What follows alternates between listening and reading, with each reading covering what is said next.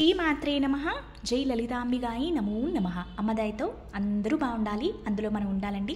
మన బంగారు లలితమ్మ గురించి 104వ శ్లోకంలోని అలాగే 105వ శ్లోకం తాలూకా అర్థాలు మనం ఇప్పుడు తెలుసుకున్నాము. మనం ముందు వీడియోస్లో కూడా చెప్పుకున్నామండి.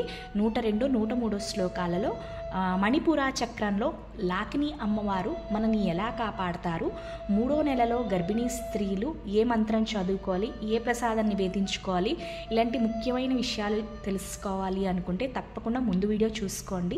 ఈరోజు 104, 105 శ్లోకాలు 4వ మాసంలో ఉన్న గర్భిణీ స్త్రీల్ని కాపాడుతుందండి. ఇక్కడ మనము ఏ చక్రం గురించి తెలుసుకుంటామంటే స్వాధిష్టాన చక్రంలో నివసించే అమ్మవారు అండి. ఈ స్వాధిష్టాన చక్రాన్ని కాపాడే అమ్మవారి గురించి మనం తెలుసుకుంటాము. స్వాధిష్టానాంబుజగతా చతుర్వక్త్ర మనోహరా శూలాద్యాయుధ సంపన్నా పీతవర్ణాతి గర్వితా. ఈ స్వాధిష్టాన చక్రాన్ని కాపాడే దేవత పేరు కాకిని అమ్మవారు అండి.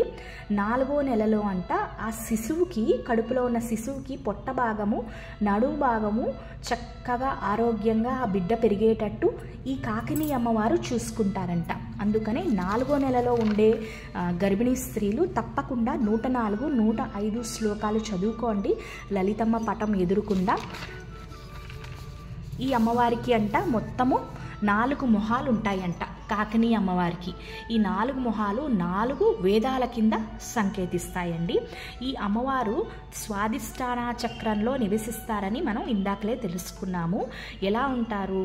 4 శక్తివంతమైన అస్త్రాలు ఏంటి? శూలము, పాశము, కపాలము, అభయహస్తంతో అమ్మవారు ఈ చక్రాన్ని కాపాడతారంట. అమ్మవారి ఒంటి రంగు బంగారు ఛాయంట, దగదగా మెరిసిపోతూ ఉంటుందంట. ఈ అమ్మవారు అతి సౌందర్యవతి అంట. అమ్మ అందాన్ని చూసుకుని అమ్మవారే మురిసిపోతారంట. దీంతో 104వ శ్లోకం తాలూకా అర్థం అయిపోయిందండి. ఇప్పుడు 105వ శ్లోకంలో ఈ కాకిని అమ్మవారి గురించి ఇంకా ఏం చెప్తున్నారో మనందరం చక్కగా తెలుసుకుందాం. గమనిక అండి, 104, 105 ఈ 2 శ్లోకాలు కూడా స్వాధిష్టాన చక్రంలో నివసించే కాకిని దేవత గురించి వర్ణిస్తున్నారు. అందుకనే నేను ఈరోజు ఈ 2 శ్లోకాలు కలిపి మీకు చెప్పేస్తున్నాను, మీకు కన్ఫ్యూజన్ ఉండదని చెప్పి. ఇప్పుడు 105 శ్లోకంలో ఏం చెప్తున్నారో తెలుసుకుందాం. మేథో నిష్ఠా మధుప్రీత బందిన్యాది సమన్విత దధ్యన్నాసక్త హృదయ కాకినీ రూపధారిణి. కాకిని అమ్మవారు అంట 4వ మాసంలో ఉండే శిశువుకి మంచి ఎముకలు, అలాగే వెన్నుపూసు ఉంటుంది కదండి, అది చక్కగా పెరిగేటట్టు చేస్తారంట. మధు ప్రీత 510వ నామం అండి. ఈవిడికి తేనె అంటే చాలా ప్రీతికరము. ఈ అమ్మవారి కిందనంట 6 దేవతలు ఉంటారంట.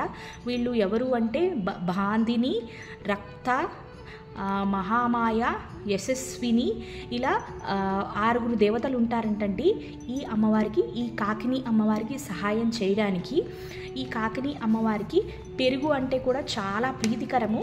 అందుకని 4వ మాసంలో ఉండేవాళ్ళు ఒకరోజు పెరుగు పెట్టుకోవచ్చు, అలాగే ఇంకొక రోజు తేనె కూడా సమర్పించుకుని ఓం కాకిని రూపధారిణ్యై నమో నమః, ఓం కాకిని రూపధారిణ్యై నమో నమః, ఓం కాకిని రూపధారిణ్యై నమో నమః అని 513వ నామం అండి. చక్కగా స్వాధిష్టాన చక్రంలో నివసించే కాకిని అమ్మవారికి 4వ మాసంలో ఉండే గర్భిణీ స్త్రీలు తప్పకుండా మీరు పూజ చేసుకోండి.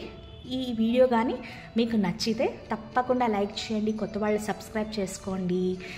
ఇంకా మంచి మంచి వీడియోలు వస్తున్నాయి. లలితా సహస్రనామం కానీ, దేవి అలంకరణలు, త్వరలో నవరాత్రులు వచ్చేస్తున్నాయి. మంచి మంచి అలంకరణలు.